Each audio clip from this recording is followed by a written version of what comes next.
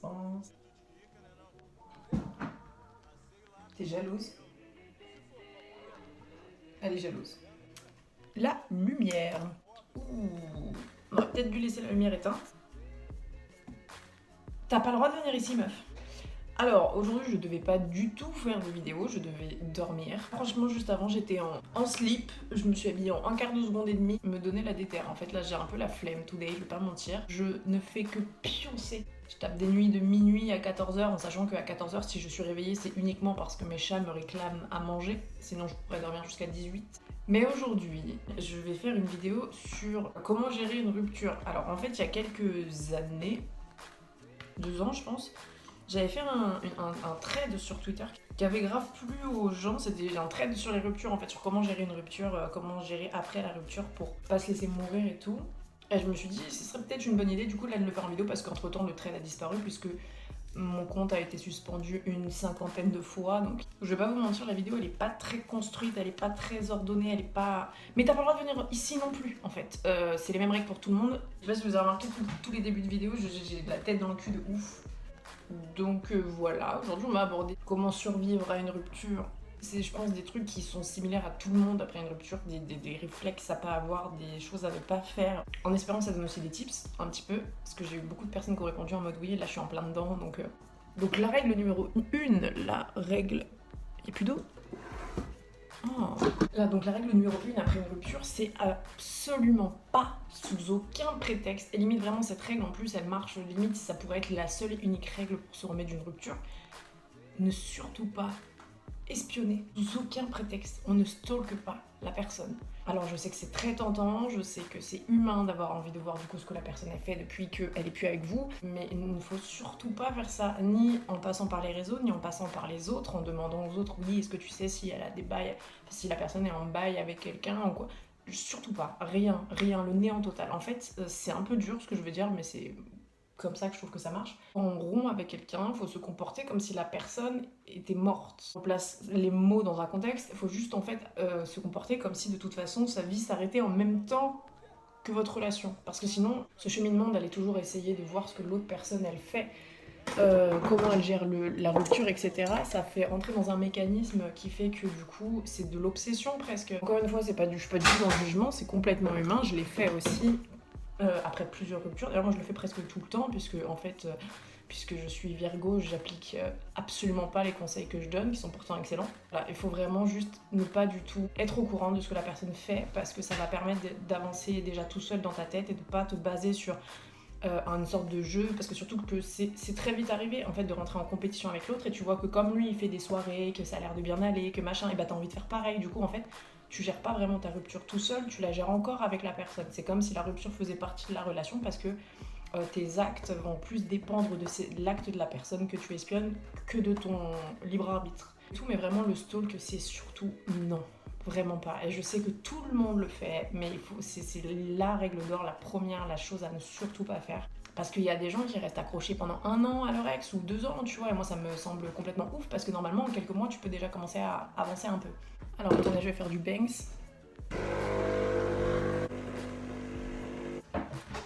Et aussi un truc que je voulais dire, mais moi je fais tout devant vous, c'est aussi un truc sur lequel je vais revenir après, mais là quand même, si jamais vous n'arrivez pas à ne pas stalker la personne, parce que c'est un comportement humain de vouloir aller sur son compte, c'est assez facile d'accès en plus sur les réseaux de stalker quelqu'un, pour vous faciliter la tâche, bloquez la personne. Comme la personne va être bloquée, ça va vous demander beaucoup plus d'efforts d'aller sur son compte pour voir ce qu'il fait. Ça veut dire qu'il faudra quand même que vous changiez de compte, vous tapiez son nom dans la barre de recherche, vous cliquiez sur son profil, enfin bref, c'est un cheminement où vous aurez peut-être le temps de vous dire que c'est une mauvaise idée et donc de vous retenir, ce sera beaucoup moins impulsif. Deuxième conseil, il faut affronter la rupture, il faut surtout pas essayer de vouloir penser à autre chose et de vouloir se dire ok la rupture j'y penserai plus tard, j'y penserai quand je serai tout seul et tout, et là j'essaye de sortir, j'essaye de faire la fête, j'essaye de me changer les idées, non, surtout pas.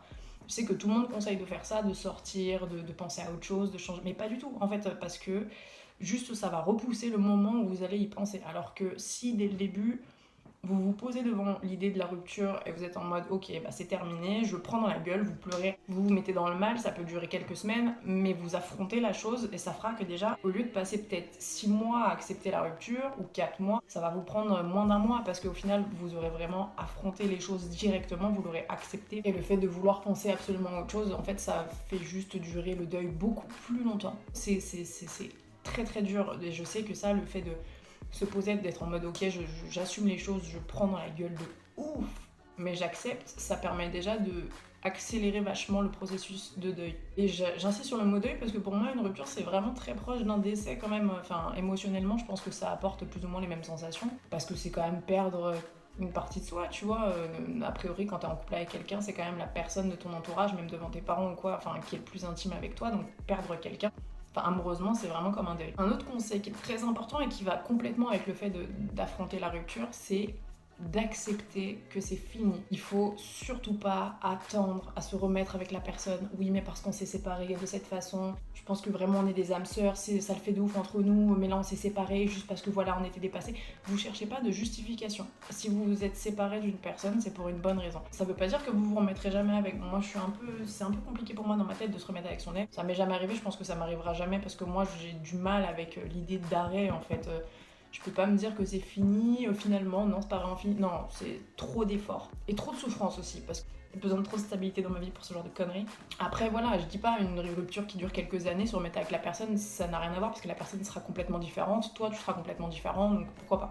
En tout cas, quand la rupture est très fraîche, il faut vraiment pas s'attendre à se remettre avec la personne, c'est une erreur de débutant de fou. Déjà, ça va vous faire reculer à la mort, vous allez pas du tout accepter que c'est terminé, donc vous allez vous donner et donner plus d'énergie dans le fait de se remettre avec la personne que dans le fait d'aller un peu mieux. Pensez à vous avant de penser à la personne que vous aimez. C'est très humain de vouloir se remettre avec quelqu'un après une rupture. C'est très humain aussi de croire qu'on ne retrouvera jamais l'histoire comme ça derrière. Personnellement, la première fois que je me suis séparée de quelqu'un, j'ai vraiment cru que j'étais en train de mourir en fait. C'était hyper extrême, genre je faisais des crises de panique et tout les premiers mois, genre en mode j'étais vraiment pas bien, j'étais en mode mais jamais de la vie je vais retrouver quelqu'un. Derrière j'ai eu plusieurs relations, à chaque fois j'ai été folle amoureuse, toujours d'une façon différente mais toujours aussi avec autant d'intensité en tout cas. Il n'y a pas un amour de sa vie, désolée, mais il y en a à peu près des millions, genre. Du coup, s'accrocher comme ça à la personne, c'est une très mauvaise idée. J'ai surtout que, encore une fois, si vous vous êtes séparés, c'est pour une bonne raison, c'est que ça le faisait pas. Si ça le fait plus tard, tant mieux, mais sur le moment, il faut juste l'accepter en mode, bah ok, c'est fini, tant pis. Mais vraiment, faut pas s'accrocher, je crois que c'est même pire que le stalk, que s'accrocher comme ça à l'idée de se remettre avec la personne, ça fait vraiment pas avancer. Après, là, je vous donne tous ces conseils en mode, c'est plus facile à dire qu'à faire, mais parce que je sais que c'est faisable, c'est pas inhumain, tous les conseils que je donne. Et c'est que des conseils, évidemment, c'est pas des vérités générales. Il y a deux, pour moi, réactions aussi à avoir après une rupture. Il y a vraiment deux écoles, c'est en mode prendre du temps pour soi ou avoir une relation pansement. Pour moi, les deux sont très bien. Prendre du temps pour soi, c'est bien pour les gens qui sont peut-être un peu plus indépendants. Moi, je sais que j'ai de grosses dépendances affectives et que aux premières ruptures que j'ai connues dans ma vie, j'avais besoin immédiatement de me remettre avec quelqu'un. J'ai eu une rupture où je suis restée 1 an seule après. Ça a été ça m'a beaucoup apporté. Prendre du temps pour soi, c'est aussi apprendre à se connaître. Parce qu'il ne faut pas oublier qu'on est dans des âges où on ne se connaît pas forcément, on ne se connaît pas encore par cœur, on ne connaît pas nos personnalités, on ne connaît pas nos façons de fonctionner, on ne sait pas trop ce qu'on attend, etc. Et le fait d'être avec quelqu'un, ça ne permet pas de réfléchir sur soi-même, ça permet de réfléchir à deux, mais pas sur soi-même. Donc prendre du temps pour soi, c'est vraiment très bien. Maintenant, il faut les épaules. Moi, je sais que trop besoin d'affection, un truc comme ça, je peux pas, tu vois. Mais bon, c'est une très bonne chose. Et relation pansement, et ben il y a beaucoup de gens qui parlent mal des relations pansement parce que dans leur tête, c'est forcément en mode prendre quelqu'un pour un compte, ce qui n'est pas du tout le cas. Il y a des relations pansement qui deviennent des relations des fois même encore mieux que la relation dont on devait guérir à la base. Je pense que quand tu rencontres quelqu'un et que tu viens de te séparer de quelqu'un d'autre, la personne est largement au courant, si elle a un petit peu du jeu, que t'es encore dedans, tu vois. Et c'est la personne, si jamais elle accepte de relationner avec toi, c'est qu'elle accepte de se dire que t'es pas encore détaché et que ça va probablement être une relation pansement. Moi personnellement, demain je suis la relation pansement de quelqu'un, ça me pose aucun problème parce que si je suis ok avec ça, il n'y a pas vraiment de souci en fait. Et encore une fois, les relations pansement des fois deviennent des encore plus belles stories que la story d'avant. Donc voilà, c'est deux choses qui sont très bien à faire après une rupture. Mais encore une fois, il n'y a que ces deux options. L'option de retourner vers son ex n'est pas dans les deux options. Ça, c'est un retour en arrière.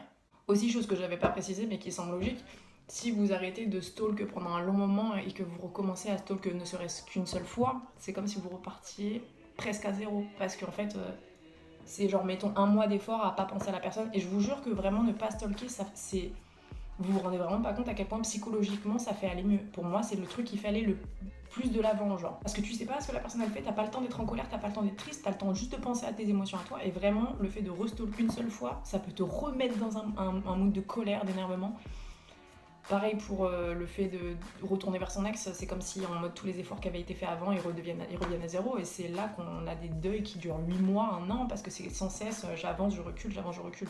Et enfin, le dernier conseil, mais ça je dirais vraiment, c'est déjà quand t'es dans une démarche où t'as déjà réussi à arrêter de discipliner la personne, réussi à accepter la rupture, réussi à tout ça. Moi je sais que ce qui m'a beaucoup aidé, c'est penser à après.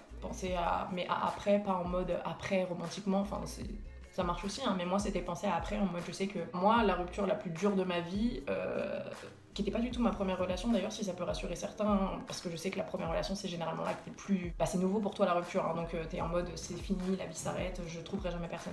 Normalement ma rupture la plus dure ça a été la deuxième. Après cette rupture j'étais vraiment dans le mal, à la mort, mais genre je crois que j'ai jamais été comme ça de ma vie, ça a duré très longtemps en plus. À ce moment là j'étais à Paris, j'étais pas très heureuse à Paris parce que je comprenais pas pourquoi, mais je pense que c'est parce que tout était très oppressant autour de moi. Paris c'est assez oppressant, puis j'avais peut-être envie de changer d'air aussi. Et j'habitais dans un appart sur Paris et je devais retourner chez ma mère. Je savais que je retournais chez ma mère. Et je me suis posée, en retournant chez ma mère, je me suis dit ok, là je suis en plein dedans, je suis en plein dans le mal, il faut que je réfléchisse, qu'est-ce que je veux faire après. Qu'est-ce que je veux faire après en mode sur le moyen terme, tu vois, pas sur le long terme. Et finalement, tout ce cheminement de réflexion, le fait de me concentrer autant sur ce que je voulais faire, ça a fait que j'ai réussi à prendre une décision que j'aurais jamais pu prendre si j'avais pas eu cette rupture, mais c'est d'habiter à Lille, de déménager à Lille, d'avoir les couilles de le faire. Déjà, moi faut savoir que je sors pas de ma zone de confort, et déjà aller dans une autre ville, mais même ne serait-ce que juste à côté de Paris, c'était pas possible, genre. Cette rupture m'a permis d'avoir les couilles de faire mes recherches et d'emménager vraiment à Lille, et au final ça a été la meilleure décision de ma vie, tu vois.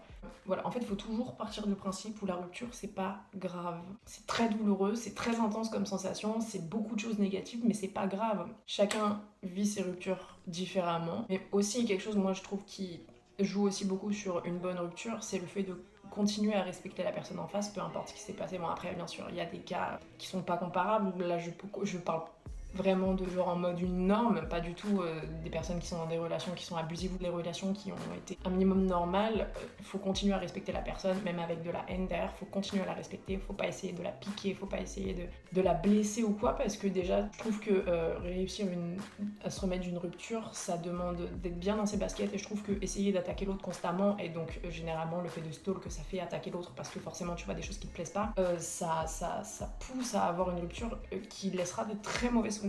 Toutes mes ruptures ont été dures, mais il y en a dont je garde des meilleurs souvenirs que d'autres, parce qu'il y en a où on m'a plus respecté pendant la rupture et après, et il y en a où on m'a pas du tout respecté, tu vois. Voilà, j'ai fait le tour des choses que j'avais à dire, mais je pense que c'est déjà les points les plus importants. Je pense que j'ai oublié des trucs, très honnêtement. D'ailleurs, si vous êtes inspiré, dites dans les coms d'autres conseils que vous avez, peut-être qu'il y en a que j'ai pas non plus en tête. Mais voilà, ça m'a fait plaisir de faire cette vidéo, c'était très chill, ça m'a pas demandé beaucoup d'efforts. Et en plus, ce que j'aime bien quand je fais des vidéos comme ça, informatives et pas pur divertissement, ça me demande pas d'être aussi énergique, j'ai pas besoin d'être gaulerie, genre juste d'être factuel. Enfin voilà, j'espère que ça vous aura intéressé. Courage à tous ceux qui sont en phase de rupture. Je vous envoie beaucoup d'énergie, je sais que c'est compliqué. En plus, rompre à cette période de l'année alors qu'il fait froid, qu'il fait moche et qu'on est en confinement, ça doit être compliqué. Donc voilà, en espérant quand même que au moins ça pourra peut-être vous apporter des petits trucs, des petits tips. Peut-être que ça pourra vous pousser aussi à avoir envie de le faire, et voilà. Comme d'hab, c'est tout pour moi. Et on se retrouve quand j'aurai une déterre, une idée de vidéo. Moi en fait, ou redonnez-moi des idées, mais j'ai une liste d'idées, mais des fois je suis pas à la déterre. Enfin voilà, passez un très bon quelle journée, je sais pas, mercredi, et à très bientôt.